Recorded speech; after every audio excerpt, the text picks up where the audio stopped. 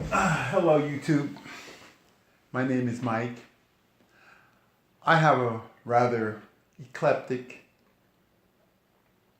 or varied series of interests, and I'm going to start this YouTube channel, and we're going to blog on them here. This is going to be video number 1, and it's going to be about making soda.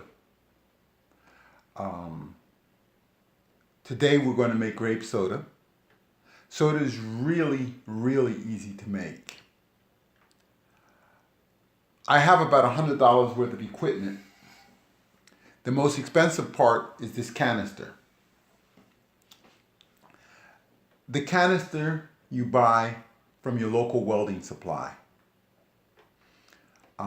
You don't buy them new, or I guess you can, but it really doesn't matter. A lot of times you're trading them in, you change them when you get them filled. Sometimes they'll fill them right there on the spot. You can save some money by going on Craigslist and finding a used one. However, these containers are under a lot of pressure, and they have to be inspected every 5 years, I believe it is. They put some little markings on the bottle when they get inspected. And the inspection can cost $29, $35. Of course, if it failed inspection, the bottle would blow up during the inspection and you'd have no bottle. So it's important to get a good one. This is a 20-pound cylinder, and this one looks a little bit bigger than some, but it's lighter because this one is aluminum. This here is the regulator, and the regulator converts the CO2, which is under pressure and liquid in the bottle. It converts it to a gas, similar to the way your regulator on your gas grill converts the liquid that's in the propane bottle to a gas and feeds it into your barbecue grill. This we got from Harbor Freight for about $35. The rest of this here, from here out, is plumbing supplies, and probably not really necessary. All you need is an adapter to fit in here so that you can put the holes on it. But I like having the shut off over here. And this is part of an air tank,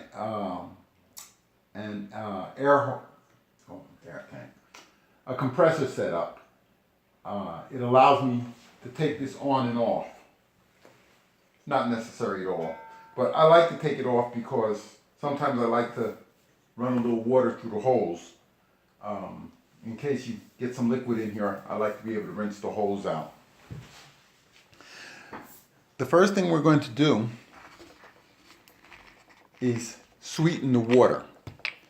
Now the water has to be cold. The colder, the better. You're going to find it impossible to carbonate warm water or tap water without first getting it nice and cold.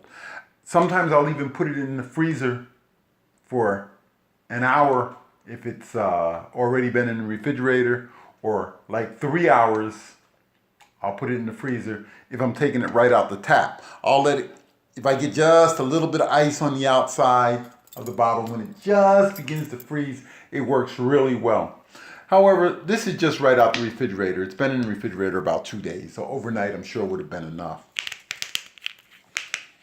If you're going to use sugar to make your soda, you would need about a cup of sugar in a 2-liter bottle of water. Soda would have a lot of calories, and does.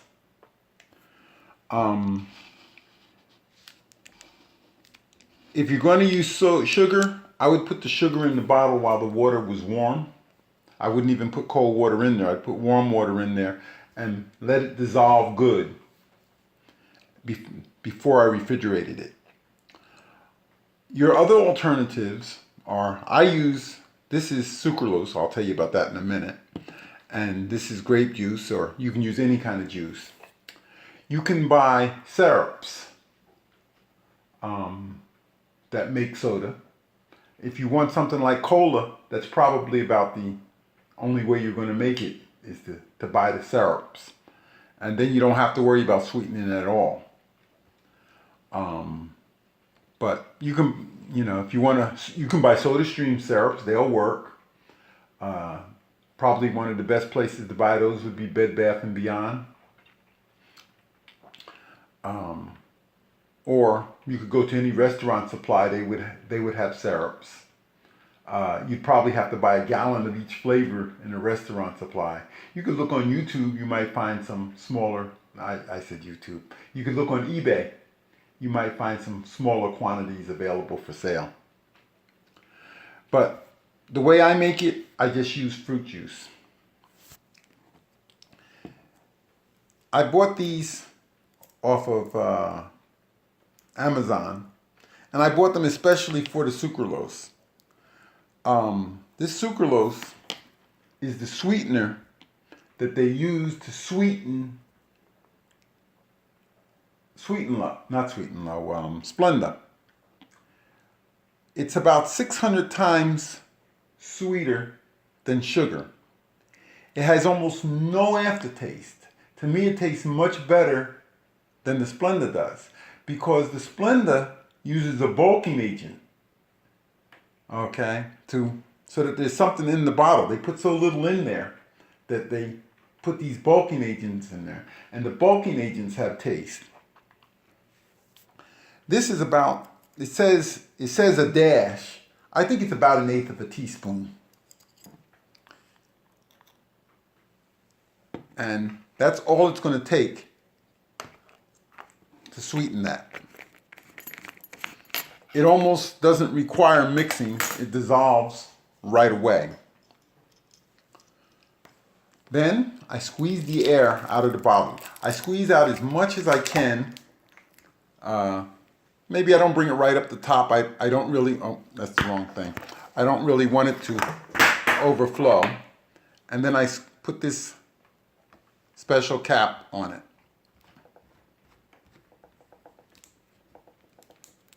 I bought this from AliExpress. I think it ran me around $7. You might could find something similar for around $10 made out of plastic on Amazon. This ball cap would be available in a soda supply, a soda and beer supply. Also, available on Amazon. I'll try and find links and put them in the description below as to where you can get your supplies. This whole piece of hose is just something I got from Home Depot along with the other plumbing supplies. I'm going to take this and put it on here, and then I'll open up the holes here and I'll open it up here. This needs to be set for about 40 pounds of pressure. You have to shake this to get the gas to enter. See the bubbles coming in? I try and keep the holes pointed up when I'm shaking it. The reason why is I don't really want liquid going back into the holes. I don't want gravity to take the liquid into the holes. It would still carbonate that way, but it leads me to want to clean the holes more often. I guess you have to shake this for about a minute. If you want to know whether you've shaken it enough, you just stop, and if the bubbles stop coming in, if there's no bubbles coming in, then the water is carbonated. Once it's carbonated, you basically have club soda, except that since I already put the sucralose in it, it would be sweet club soda. If you wanted to make club soda, you would just do it without putting the sucralose in it. As a matter of fact, I make a bottle of club soda about every 2 weeks. I use it when I make my waffles. I'll make a video soon of my waffles. I like my waffles, and the club soda is my secret ingredient. It helps make them nice and light and crispy. But really, that's about done. There's not much more to this. So I'm going to turn this off, and I'm going to turn this off. Okay? I'll take this off here. Now, I'm going to pour a cup of juice, 8 ounces of juice.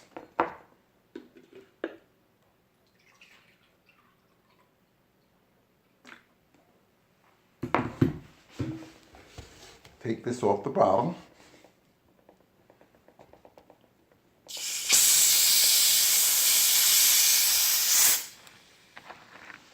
All right. See all the gas coming out of there? It's all in there. And I'll pour this in. I pour it in slowly, especially when I use things like grape juice or pineapple juice, which also makes an amazingly good tasting soda. They tend to foam a lot.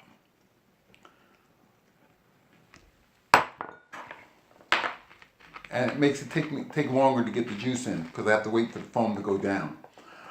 I do believe, I've been thinking that if I could put the juice in below the liquid rather than it hitting the top of the water, I might not have that problem. I don't know that for sure, but that's what I think. What I'm going to do eventually is I'm going to make a funnel with the holes on it that would go down into the water. I don't know why I think that would work, but I do. All right, let me put the rest of this in here.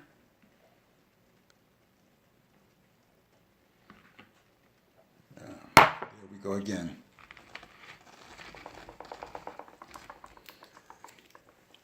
But I think we're done. Right now, there's nothing to do but get glass.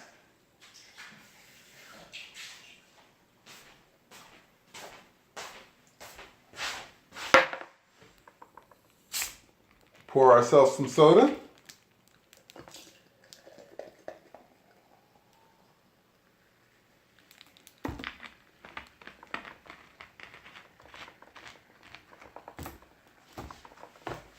And to enjoy.